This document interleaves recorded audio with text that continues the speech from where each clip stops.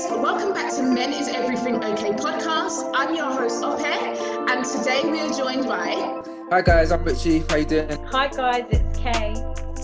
Hey, Zeph, aka Giza, bringing the facts about Black lives.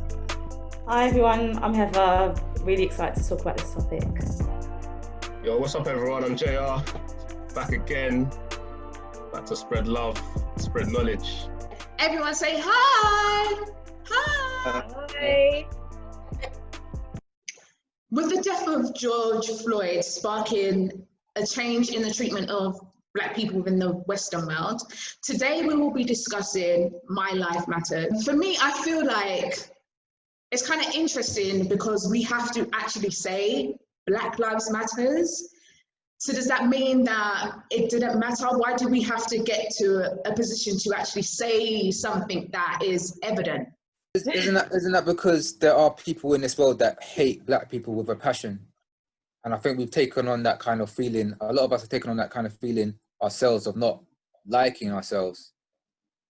So it's come to the point now where we have to kind of remind ourselves. I think it's for ourselves mostly. Do you think it's only for ourselves, or do you feel like it's something that we're putting into the world? Yeah, both. Because like I kind of agree with your point, Richie, in terms that it's a cause and effect. Obviously, it started off with the hate that they had for us, and it sort of projected on us, and now it's like we kind of hate. There's a hate within ourselves as well, and within the community. Yeah. I think that George Floyd's death was just a physical representation of how Black people are being treated around the world, and that's why it triggered so many people. Obviously, it was a very overt manifestation of hate of a policeman actually just killing a Black man just in front of everybody. But and the reason people are shouting Black Lives Matters is because because of institutional racism and the fact that it's inbuilt in systems to judge us and to keep us down and to not promote us, not give us jobs, not keep us healthy because coronavirus is killing us disproportionately. And so there is just so many factors. So the Black Lives Matter is more of a cry to say to the world basically that Black people are basically tired of not being treated as humans, you know? Especially, I think, and it's a big wake-up call, especially for white or Caucasian community or whatever.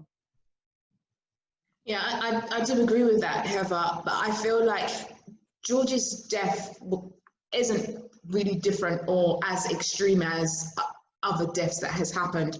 I feel like we're just really fed up now. It's like, well, hang on, there's been so many deaths within our community from the other race, and nothing has happened. We've sort of, you know, taken the position, the power within ourselves now. Because lots of companies are going and making statements because there's been a lot of backlash from the Black community telling these companies, you know, you profit off us, we spend with you, you use our culture, but you don't acknowledge us and you let us die basically under your system. So this problem is systemic, and I'm hoping it's a movement that's a wake-up call that will be enshrined in law, basically, just to make sure that Black people and the Black community are protected. Because as much as I don't believe in, you know, woe is me, you know, everything's bad, there are definitely clear problems in the world, and I think that it's just in everybody's face now, so you can't ignore it. I've had a lot of people just come up to me and just be like, are you okay? Like, is your life really like this? And I'm just like, well, yeah, the system isn't built for me. And I think the sooner that Black people know that the system's not made for you, and if you have any desire to stay in the West and, you know, build your life here, you should have an interest in building up laws and protection for yourself and your community, so that, you know, my mum, my brother, whatever, my family and everybody else's family and friends are safe, you know? That's a big point though, that we're not actually meant to be here. This isn't our environment. So we're kind of forced to try and survive here. And I think we might have forgotten that as a people as well. We're not striving to kind of go back to the Caribbean, go back to Africa and established ourselves there and content to be here when it's not really meant for us? Yeah, I agree with Richie completely. Like, my viewpoint on it is, of course, our life matters, but when you're begging your oppressor for mercy and equality, to me, almost seems pointless. It's like, I understand why Americans need to do it, because they're so far removed from their history and their roots, that if you ask an American, where's your great great great grand from, they could easily say Mississippi, whereas us, we're directly still linked to our roots.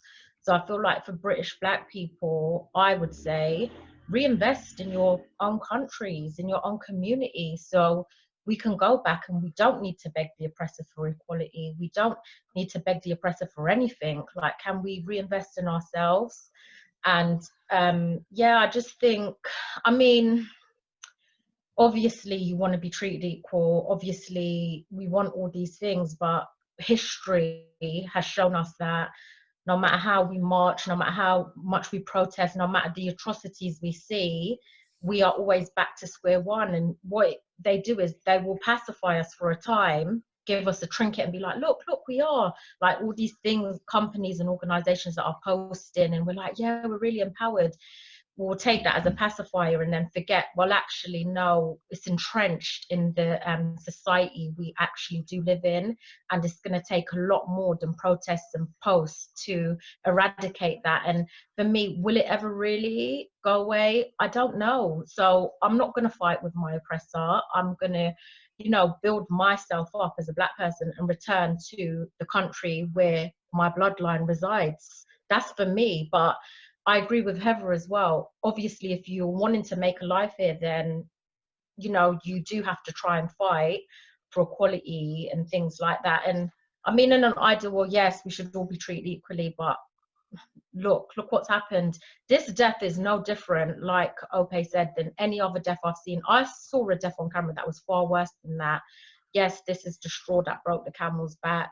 But I think as Black people, we need to regroup and really reevaluate ourselves. And like Richie said, this is not a place that's for us. So would you say that how this is all in vain? Would you say that? Zeph, how do you feel about it? It's really, it's a difficult thing to talk about, and I've been trying to talk about on many different platforms at the minute. I kind of agree with what everyone said to a certain extent in different ways. This is not really our land. It was never designed for us to live in this sort of society. So we have two options really, which is either go back to wherever we want to go, so build up Africa, go back there, or the Caribbean or whatever, or if we're going to be here, we have to get some sort of power. And when I say power, I mean getting those positions in companies where you can have an influence, because that's the only way we're going to progress. The reason they are placating us at the minute is because they know we spend money buying their stuff, and we're in the lower level jobs mainly in all corporations. So they need us to be happy, so we keep doing the things for them to make them money. And again, it's the people right at the top who are mainly, let's be honest now, nearly every corporation, the government, whatever, they're mainly old white people, old white men to be specific. And they have no desire to let us have any power or have any desire to try to make us in any way equal. So that's a difficulty. I just feel that most of us have gone through some sort of racism in our life, and this does feel slightly different. And I'm just hoping that maybe this might be a time where it could slightly change. I'm just hoping, really. Yeah, I feel the exact same way as Zeph. Like, I don't feel like there has been a period where we have actually decided to take this stand. And yes, there has been protests in the past, but to a point that now institutions are getting involved and asking questions and you know, considering Black lives. I'm hoping that it does stick and it doesn't get to a position where they just use that one or two people to use them as an example, and then people feel like they have done enough. Because, you know, when you have conversations with other races, they see it as, okay, well, hang on, you're kind of playing the victim. We kind of play the victim, because they will say something along the lines of, what about this person? What about that person? They were able to get to here or there, but they don't understand that that person was used as the example, and they use that person to say, okay, well, you know, we kind of got one of you guys, and that's enough. We don't need the rest of you to try to, come on board. But with the other races, they see it as, well, if that person was able to do it, that means that you can too. But they don't see that we do have restrictions in place. Junior, what do you think about the whole issue? So, Richie, were you going to say something? I was saying, having that conversation with like non-black people it's just a bit of a waste of time, really, because they don't get, not that they need to, but they don't get like the emotions that come with it and what we really go through on a daily basis. So I've learned not to have that conversation. I think the Black Lives Matter movement is a good thing. I don't think it will completely resolve. Trust me, it's going to take a long time because I live in England, let's just use England as an example. It's going to take a long time for British people to jump on board with the fact that Black lives do matter. I think it will make a difference, because now you've got like companies, like CEOs of companies are putting up posts to all their employees about the importance of Black Lives Matter. So what it will do is it will improve things. So after this lockdown, when everyone's back at work, you're going to see a little shift in certain people's behaviors, because they're going to want to look a certain way. But the problem is, are they actually getting the message, or are they just putting on an act to try and make it look like they care? Like, I saw a WhatsApp message the other day, which was like really, really shocking. And it was like a private message. It was like a senior person in the company. And basically, the manager asked their staff, a lot of companies seem to be putting messages up about Black Lives Matter. Do you think we should put it up just to sort of go with the flow? Then the girl was like, yeah, it's not about going with the flow. It was like a white girl. The white girl was like, it's not about going with the flow. It's about actually showing that you care about it. And then the senior staff said something like, oh, well, it's Pet Appreciation this week. I think we should focus on Pet Appreciation Week or something like that. And I was just like, what? I was just like, it just shows that people are actually not getting it. And like, she just wanted to put it up as a sort of front to show that, she's putting hashtag Black Lives Matter, but she doesn't really care to put hashtag Black Lives Matter. So to touch on your question, like, is it making a difference? I think it will improve things, but I don't think it's going to completely get rid of the problem. I saw another thing the other day on LinkedIn, which was really, really, really shocking. So it was basically a black guy, and he's like, he's got like a PhD. He's a very accomplished guy, PhD. I think he's a doctor or something, very accomplished. And then one of these, one lady in his network, a white lady, sent him a message going, something along the lines of, I don't understand all this Black Lives Matter thing. See, looking at you, you're a very accomplished person, and well done for being accomplished and having a PhD and being a doctor, and you know what I mean? I don't see you going around looting and robbing things. And then the guy actually replied and goes, thank you for acknowledging my accomplishments, but I do believe that, that's got enough, my accomplishments has got nothing to do with what other people have suffered over them like the hundreds of years. So when they say all lives matter, they're not actually thinking about things like slavery back in the day and how things are at the moment. It's like, it's a very defensive reply, all lives matter. It's basically saying that, why are black people hyping? Why are black people making noise? Well, the reason why we're making noise is because we've been through racism in the past. It started off with slavery, and then now we get that kind of racism left. So, for example, I know a lot of people that grew up in, for example, let's say Dagenham, Chingford, Cheshunt, those kind of areas. Like, they had horrific racism. People that grew up near Millwall Football Club, they used to have eggs thrown at them. They used to have people calling them monkeys, chimpanzee, words like that. Like, I've been called a monkey before growing up. I've been called, people tell me I've got rubber lips. I've had all sorts of madness. I've had like white guys in cars driving by and shouting the N-word to me from a distance. And I'm just there like what? Like, why? You know, like, at least get out of the car and confront me. Don't be a coward about it, kind of thing. You know, Heather spoke about institutional racism. It's within the institution. Like over here in the UK, racism is not as, you know, overt as in America. They're very quite closed in how they do it. It's quite discreet in how it's done, and a lot of the time it's within the institution. So if you go to like a higher board, the higher you go, the less Black people you're going to see. And that's not because Black people are unable to do those kind of jobs. It's just giving Black people those opportunities to be in those positions. And also, you know, and even in schools and stuff, you know, immediately Black kids or Black boys specifically are immediately seen as, you know, quite deviant or delinquent. And yeah, some of them do have behavioral issues, of course. But like boys can be quite boisterous, and as well as, you know, with white boys as well, they can be quite boisterous too, but the treatment in how they are treated, there are differences. So I just wanted to go down the line of what exactly can we do as individuals to help our lives matter, be better, or is there a way that we can sort of change the perception of Black people? Or can that even be done?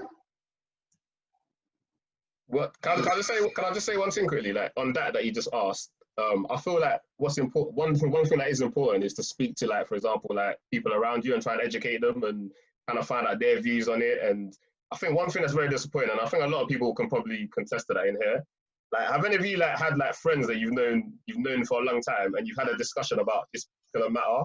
Like, I'm talking about not non-ethnic, like white people that are not ethnic minorities, about a particular situation. Like friends that you thought you knew and they've given their views and you're like, what? Like, extreme views, and you're like, rah, I thought I knew you, kind of thing. You know what I was going to say? Have any of you had a conversation like with a work colleague and you're like, they're talking a certain way and you're like, rah, I thought I knew you, but I thought I knew you. Have any of you had that? Like? Yeah. No. So you're not at that. So yeah, it's basically. No, so I socialize with people like myself. I respect that. I respect that, man. But I'm just finding out that some people are not who they are, man. So Karida, do you feel like there's no point? No, I don't want, like, I think there is a point to always fight for equality and injustice and things like that. But me personally, I'm not going to beg my oppressor for mercy, and I don't care if you hate me or want to treat me right. I'm in control of my life. So what I will do for myself personally as a Black woman is ensure I only buy from Black businesses where I can, ensure that I build a life back in my home country so I can eventually reside there, ensure that my children are educated and love themselves as Black people. So that's just me as an individual, what I would do. I don't have an interest in trying to have these conversations with non-Black people and be banging my head against the wall. Please understand me, please see me as your equal. I don't care, that's your problem. My problem is to make sure that I live a good, happy, equal life in a country where when I look around, oh my God, everyone looks like me. How beautiful and empowering is that? I've experienced that, and that's something that I personally want to go back to and want to do for myself as a Black person. But obviously, I couldn't dare say every Black person should feel like that and every Black person should want to leave, because some people's roots are so entrenched in Britain that they will say, I'm Black British and things like that. And if you feel that, then yeah, you march, you fight, and you pray that your oppressor will one day have mercy on you and treat you like a human being that you are. Do you know what I mean? Like, it's worth it, but I don't feel hopeful because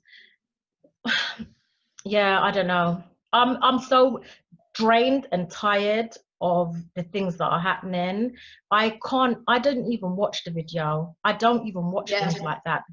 Literally, I can't even explain this to some. I feel like it's me. This is happening to me. Yeah. Like, I had a conversation with my manager at work. I said, the thing is for me is I can't detach myself and be like, oh God, look at that poor guy. I'm like, oh my God, that's me. That's my people.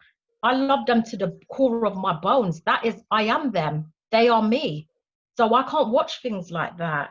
It literally infuriates me and angers me so much that I have to remove myself and just be like, do you know what? Just focus on what you need to do to build a life for yourself outside of this kind of system. Yeah, like the whole Black Lives Matter thing, at this point, it kind of just confuses me. There's too many sides to it. It's like there's backstories, and so that whole thing kind of confuses me. But like the main point of like what Black people can do, or I guess ethnic minorities, and even though we're not minorities, what can we do to kind of to get that equality? I think we need to have more ownership, or more like business kind of mentality of having our own things. A lot of times we're looking to go and work for the other person when we should be building our own thing.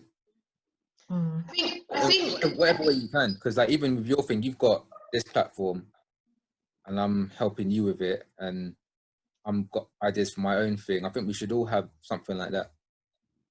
I completely agree with you, like 100%. But I also think that it's important for us to,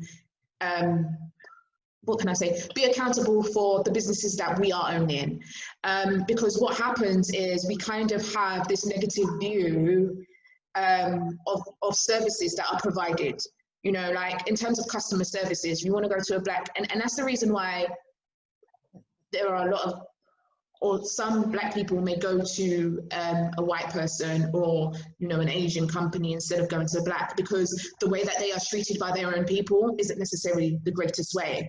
So I feel like sometimes we need to take that ownership and understand that there are certain skills that we need to have in place in order to deliver a quality service or product.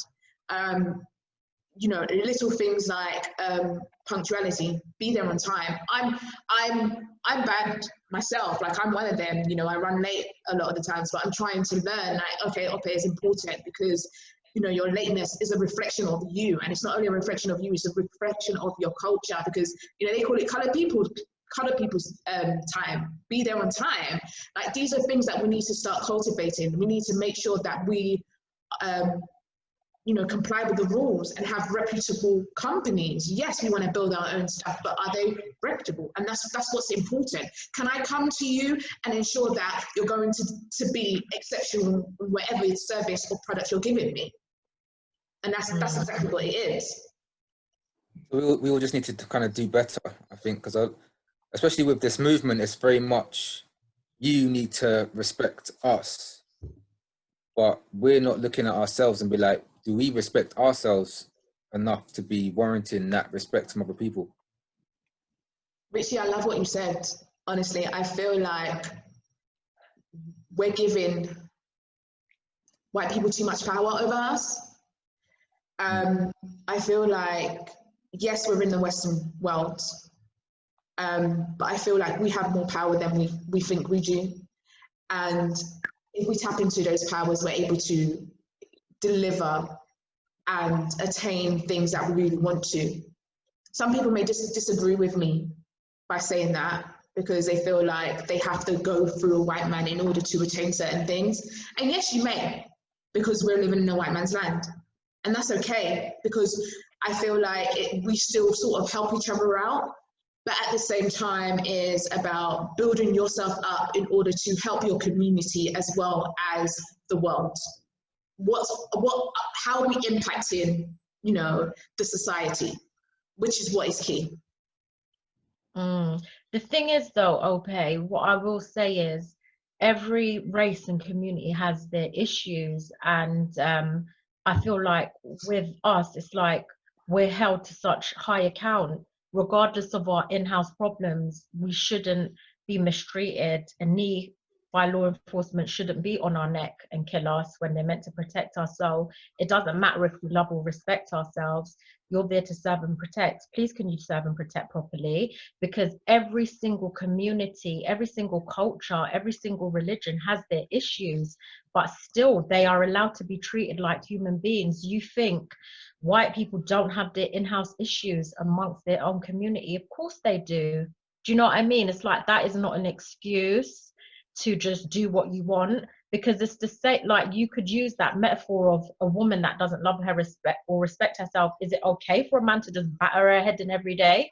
No, it's not. People will be horrified at that, like, oh my god, like it's the same thing. Like, yes, we sorry, that is the reality though. That's how it is. Agreed, it is the reality, and I feel like we should be accountable. I'm all about accountability, and I'm all about growth and building ourselves as a community. I love my race, of course, but I also feel like I still, while I'm learning to love and build myself, I should not be mistreated, because a part of the reason why we don't have that love and respect is because of systematic racism, is because of 400 years of slavery. We were emancipated in the 18th century, and here we are in 2020 still going through the same kind of things. We are not free. We have an illusion of freedom. Our leash is just longer and we've been pacified. We are not free by any means. We are traumatized. We, like you often said to me, Richie, we have got PTSD as a race. So then of course we're going to have these problems within ourselves, but we deserve the right to grow, to love ourselves and learn about ourselves, because all those things were ripped away from us. I agree. You agree, okay? Yeah. what's that sign? What's that saying? Like, freedom is not something you're given; it's something you take. Yes. I want to say something about the police though, because you mentioned that, and I was listening to a podcast just the other day about how the police even started, and basically in America they used to have slave hunters. So when the slave would run away, they had a group of people who would catch them, and then they get money from it. And basically down the line, obviously the KKK ended up coming and so forth. And what happened is the police eventually became the people that were policing black people. That's how they came about. They came about as a sort of enforcement to stop black people running away from slavery, and it evolved to when black people eventually became free, to actually policing them, as in, we don't want them to have anything. And it's just evolved year after year after year, where you still have those bits in the police system, the racists basically, who want to police black people harder than anyone else. So it makes it difficult, and that's why I think it's a difficult subject what we're talking about, because we see racism on the street, i.e. our neighbor or someone down the road, but we're also seeing racism in places like the police or our workplace or the government. It's coming from all angles. And how to combat that, yes, I 100% agree with what Richie said and what others have said about accountability and how you should try and be better. But what if the game is rigged anyway? That's the point. A game is rigged in the sense where it's harder for you to stay out of trouble in a certain extent than someone white or whatever, because they're wanting you to make a mistake and they're pushing you to make a mistake. So yes, we need to do better. We need to hold ourselves in a high regard and try and not be in trouble or whatever it may be. But we got to realize as well that if we are in trouble, sometimes it's not our fault. It's the way the system is. The system is designed to stop us from getting to a certain level and achieving things and getting to power. And that's what needs to change. And that's where we say we need people to get in those positions of power higher up in government, in police, in wherever institutions where there's a lot of racism. We need people to get higher up, black people, to somehow break that ceiling. And I don't know when it's going to happen, but we can't be selfish and just be like, okay, I'm a doctor and my family's rich. And that's it. Think about the community, think about everyone. Yeah. Yeah. I agree with what you're saying, Zeph. I feel like, yes, there are things that we can do to help ourselves, but some things are set up. You know, even when they do see that we are doing really well, they will try and bring us down. You know, you hear about the burning of Black Wall Street in America when, you know, Black people had their own institutions, they had their own banks, they had their own schools, you know, their own, you know, facilities, but they weren't happy with that, so they burnt it down. So, you know, even regardless of how hard we try to improve and strive to be better, you know, is there any luck? Is there any point? Like, what do we do? I think we just need to go harder, really, because there's certain things I think people don't look at or don't want to do that that we just have to do. So just little examples that I'm looking at. Go to the whole stop and search thing. I've been talking about this with Zeph and Junior a bit the past few weeks about how you've been treated by police in the past and profiled as such. But for me, I haven't seen it that much. But what I have seen, if you're like, okay, a Black person and you're driving a BMW or Mercedes, a flashy one, yeah, you're more likely to get stopped. That seems to be the case, right? Does it ever occur to anyone that you're in a white country, you don't have that privilege to drive that car, even though you've got that money and you can do whatever you want? You're inviting that attention. Maybe we should put away the flashy stuff. I'm saying like go under the radar a bit, but certain things that we need to do to try and get through that I don't think people will want to do. Let me talk about a couple of times that I got stopped. Yeah, and this is what I was telling Richie this before anyway. I'll tell you about a couple of times I got stopped. So one time I was dressed in a suit and I was literally on my way to work and I wanted to stop at a cash point. I went to go to the cash point and there was a group of police, like let's imagine 10, 15 of them. And I wanted to go to cash point, which is straight across the pavement, straight through them. And I thought to myself, why am I going to cross the road and go all the way around them? You know, I'm not doing nothing wrong, I'm going to the cash point.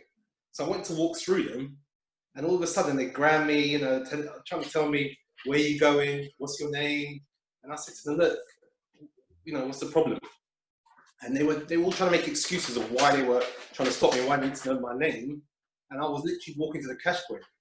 I'm dressed in a suit, like 3-piece suits, you know, tie, everything.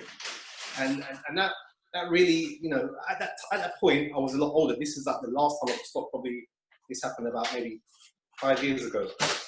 And at that point, I was really, you know, snappy at them. I was like, why are you stopping me for? And I was giving all, you know, a little bit of attitude where this is what I said to Richie. Richie said, oh, well, maybe you shouldn't give them attitude. I said, yeah, but it got to the stage, that was the last time I got stopped. It got to the stage where I was like, there's no reason to stop me.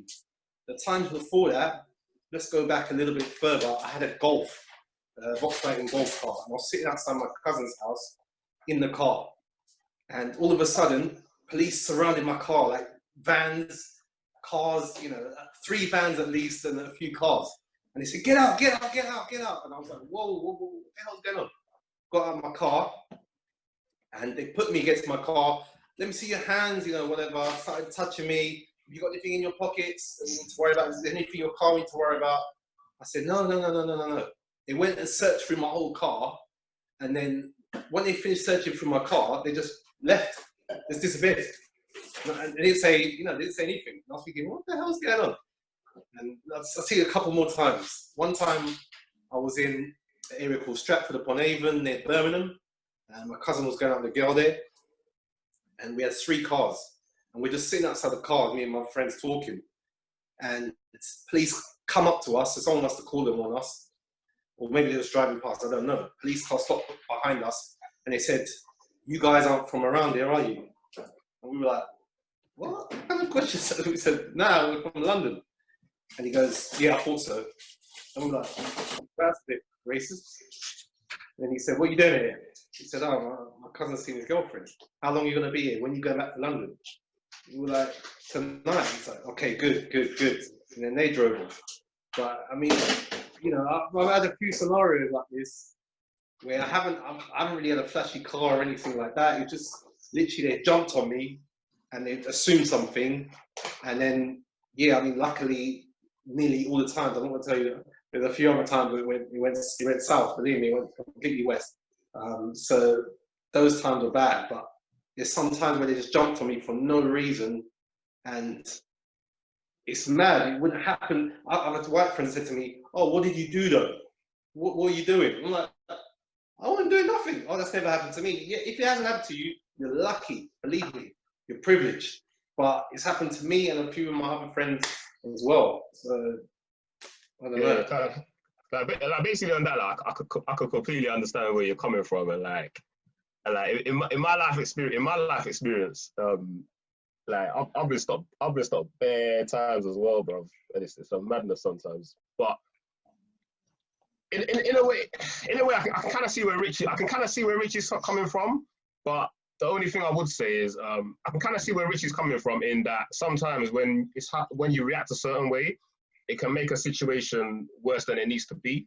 If you ever get stopped by police, the one thing you should never do is get mouthy or chat back, because they will throw you in that van. Do you see what I'm trying to say? It's bad enough you're already an ethnic minority. It's bad enough that a lot of police probably hate you anyway. So if you get mouthy, you're basically giving them that ammunition to chuck you in the van. And I've always taken on board that thing that my dad said. And every time I've been stopped and I've conducted myself, even as angry as I've got here, I've always just said to myself, you know what? If I get to a certain level, they're gonna deal with me. So I've always had to bite my tongue, and fortunately for me, that's always worked. But in other situations where I've been with my mates and they've been stopped, and like they've got mouthy, they're in the van. When you said that, Richie, you know what it made me feel? It made me feel like, in a way, what do I have to do? Just stay in the house and not go nowhere to not get stopped. That's how it made me feel, because I'm like, when I used to roll out, when I was younger, I used to roll out all the time, and I'm getting stopped left, right, centre. What? Just for going out, just for leaving the house. Yeah. It's not right. You got to play your part sometimes. And because my mom says that to me more. She said she's more harder because she's come from a time where I should say it. We are recording this still. But yeah, she's come from a time where you couldn't say anything. You had to keep everything hidden. Like if you're buying a house, you can't tell anyone, especially not your boss, because they'll fire you because of that. And so we're in a position now where it's not as bad as that. So I feel like we can. It's not that much. It's not difficult for us to do certain things, like not stay in the house all day, but keep a bit more of a low profile, and just bite your tongue, man. Just bite your tongue as hard as it is. That racism does still exist. We are kind of hated, and there are. If you look into like certain things, there are methods put in place to kind of kill us off, essentially. But the thing is, there's only so much you can do when you live in a system that's set up for you. No matter how you bite your tongue or how you want to conform, the problem is your skin can't change, and you can be a law-abiding citizen keeping a low profile and you will still be profiled. I've witnessed it with my own two eyes. I've experienced it. So I've been stopped before and they're calling a meat wagon for me, a woman on her own in her gym outfit. Like, okay, do you know what I mean? Like, I work in the criminal justice system. I don't know why you lot are calling that for me, but obviously because I'm not a white girl, you feel you need a meat wagon for me, because 2 police officers isn't enough for a female that's on her own. Do you know what I mean? And it's like, you can do all you can conform, you can keep a low profile. They don't care. They do not care. When people have racial issues and racially profile you, you can do no right. There's nothing you can do. But I agree in Junior's sense in the terms of, because I don't want to be physically violated by them, because I could never live with that, I will try to bite my tongue a little bit, but I'm still quite rowdy to them, but I will still bite my tongue a little bit, because I'm like, I don't want you guys to ever manhandle me, because that is something I don't know if I could get over. But I've seen them manhandle people and things like that. But I think, yeah, you want to try and minimize the impact for yourself as a Black person and just kind of produce your license and your insurance and keep it pushing. But you'll be targeted no matter what. Yeah, because you don't want to end up in a van. You just want to, like, you know what I mean? You'd rather breathe the air than be in a van. So it's like Yeah. sometimes you just have to like yeah, they're cocky, they're arrogant, and it's annoying as hell. Oh But God, yeah. you know, but you just have to say to yourself, where would I rather be right now? Would I rather be in that stinking van, or would I rather be walking the fresh air? Like, it's crazy Yeah. sometimes. Power trip, like you said, they've got such a bad power trip. The fact they can is enough power for them to just flex that muscle. Like, look what I can do to you. It's such a demoralizing experience when you're being profiled and they're flexing on you like that, because you're so powerless. There's literally nothing you can do, even if you do rail up on them, because I know people that have literally got into fights with them. You still end up losing because you end up in a police cell, you end up with a criminal record, you end up going through the court system. So it's like, even if you punched out his two eyes, you still lost. Like, do you know what I mean? That criminal record thing you just said is so important, because I know people that have had a criminal record of a small offence, and it's literally just ruined their life, like their opportunities, job opportunities, and just off that one little thing they could have avoided, and they've got a criminal records, and it just messes them up. And it's just not worth it, because it's like, you know, they don't deserve to have their life ruined just because certain people want to profile them and certain people want to show their arrogance and their macho-ness and that they're the police, their bravado. You know, like I remember one time, I can't remember what it was, but I was just driving. I was with my wife just driving, and then police just pulled up to the side of us randomly. And like, all we did was pull into a side road, and they were just chatting rubbish. They were like, "Oh, why have you pulled into this neighborhood? Why have you pulled into this side road?" kind of thing. And then it was like that proper got me angry. Like, I was gonna explode on them, but then my missus was just like, "Nah, leave it, kind of thing." And I could tell from their tone and the voice of the police officer that all he was looking for was acceptance that he's the man of power, because he kept saying, "Oh, you listen to me when I tell you, when I ask you to, you listen to me when I talk to you, and you'll talk when I tell you to talk." Yeah, I'm the officer here, mate. That's when I knew that sometimes they just do it just like as a bravado. I'm just like, I ain't got time for this. I worked in the criminal justice system for years, and I remember I used to work in the courts, and I remember just witnessing the difference between how the judges and the magistrates treated white offenders when they would come to the stand, in contrast with when black offenders came to the stand. It was like light and day. And I studied criminology at university in the statistics, because the thing is, like you said, Juna, like once you get caught up in the criminal justice system, that's it. You have that stick on you. And what they tend to do with young black youth is they will charge them. So that's on their record from 14 or 15. How accountable can you be as a child for stupidness you do? Like, why should that tarnish you and hold you back? Because you could completely turn your life around and be a different adult, but you don't get that opportunity. So now it's like a vicious cycle where you feel like, oh, I've already messed up, I've already got this on my record. So you don't feel like you have much opportunity to do anything else.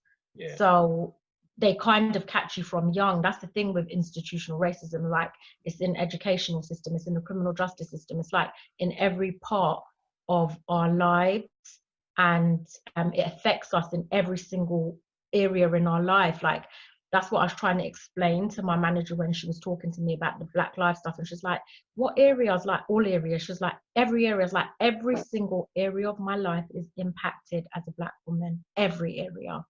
You name one and I will tell you an impact that I have experienced. Not just me, but people from my own community also. But yeah, no, they treat them completely different. And even if you look up the stats, if you want to look into it and see, in terms of the sentencing, it's not comparable. How can we, make up such a small percentage in the UK, but then have such high incarceration rates in America and in the UK? It's just not reflective. Like, how is that even realistic when we're a minority group? That's crazy. But yeah, no, trust me when I say they do not treat us the same. It's not the same. Like, a white person and a Black person can do the same offense, and trust me, that sentencing will completely be different. I can attest to that. I worked in that field day in, day out. I saw it all the time. That is terrible. Have you had any experience with, like, being treated a certain way by police. Oh, What did you no. say, Richie? I was asking Heather about her Oh, experience. sorry. I got pulled over, but I was speeding, so it was actually not my fault. So that's why I didn't want to say anything. But Own it. my only thing was, I think my mum got stopped and searched, and she was like, at that time, she was like maybe 47. But I was like, my mum, and she was going to work in the morning at the train. I was like, why are you stopping and searching my mum? And that's why I was like, this is wild, man. So yeah. Yeah, and I've seen, obviously my brother's been stopped and searched a number of times, and if anyone's ever met my brother, he's like just the most, obviously, like you hear this stereotypically, like when we describe our families and our fathers and our brothers and our cousins, but we always say, oh, they're gentle people, but my brother, he is that person. So I'm just like, it doesn't make any sense to me, and it just infuriates me, and I can only imagine, as Kay said, being in the system and seeing it firsthand, that what we're saying about the police isn't a lie and that the treatment is different. It just attests to the fact that it is institutionalized.